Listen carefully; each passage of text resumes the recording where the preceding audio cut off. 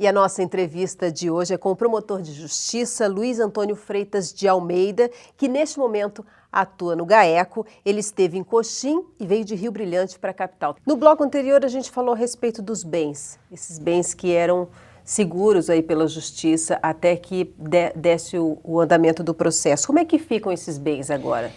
Pois é, o legislador ele autoriza, se o Ministério Público ou a polícia tiver algum indício de que aquele dinheiro ele é objeto do crime de lavagem, né? Então ele tem uma ligação com uma infração penal anterior e era um dinheiro ilícito e está se tentando dar uma aparência de ilicitude, de limpeza do dinheiro, então o Ministério Público pode requerer ao juiz, né? A autoridade policial também pode fazer uma representação ao juiz para que haja para que o juiz determine uma medida assecuratória. Quando a gente diz medida assecuratória, em termos leigos, seria a mesma coisa que bloquear ou apreender aquele valor, aquele bem.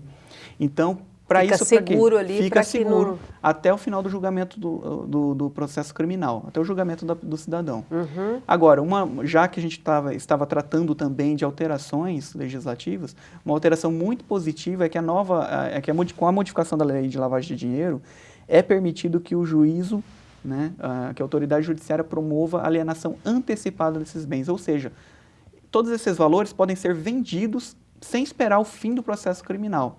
Por que acontecia? Até porque demora, né, Demora. O processo, por melhor que seja o juiz e por mais contribuição que tenha das partes, tem um tempo... É demorado mesmo, tem um tempo normal que é do rito, que é... Por isso que a gente fala que a justiça é lenta, né? A justiça é lenta, mas você sabe que a lentidão, ela tem uma certa...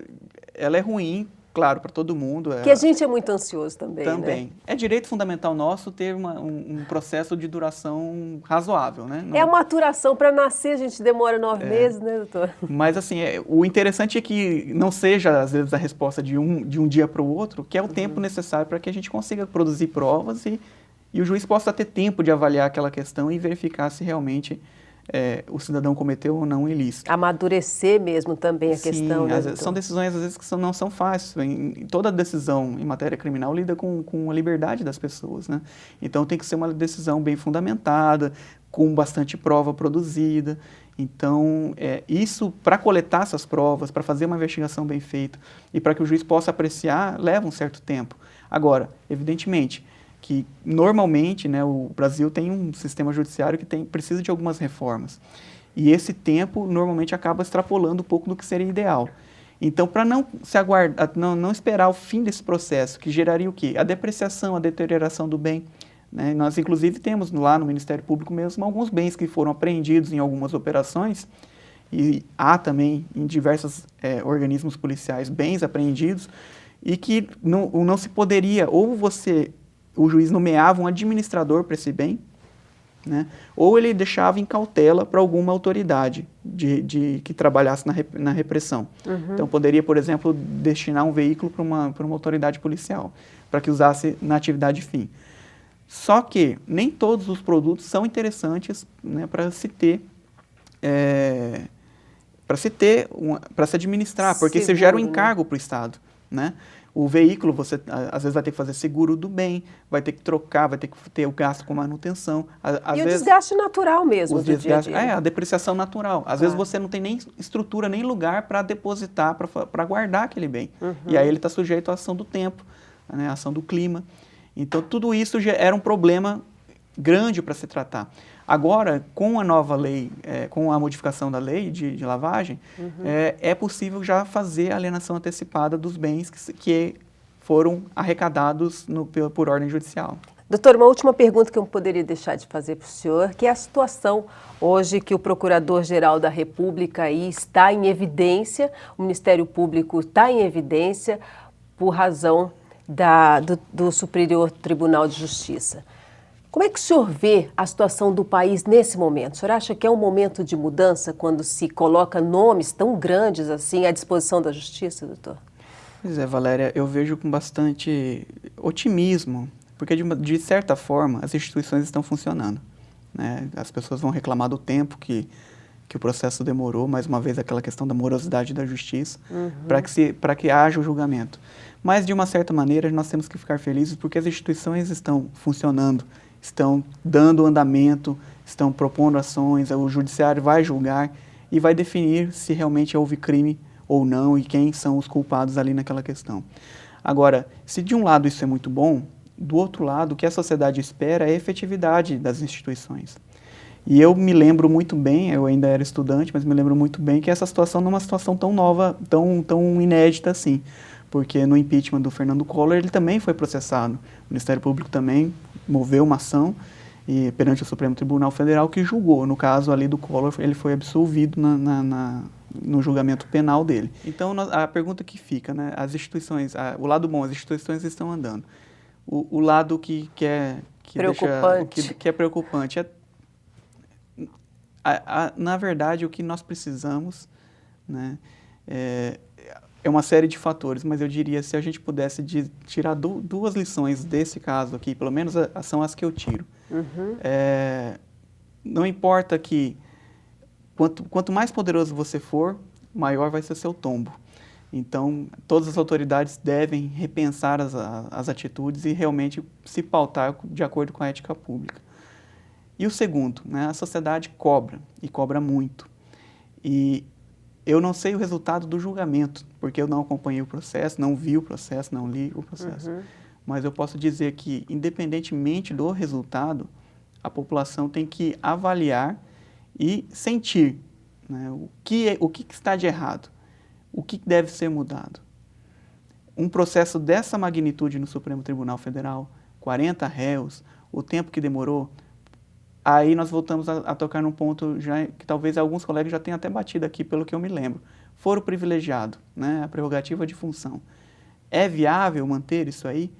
Porque demorou esse tempo todo, o Supremo não tem essa vocação para ser uma corte de produção de prova. Então, é viável, vale a pena? O que facilita a democracia ou facilita o funcionamento das instituições? Na minha visão, não é, né?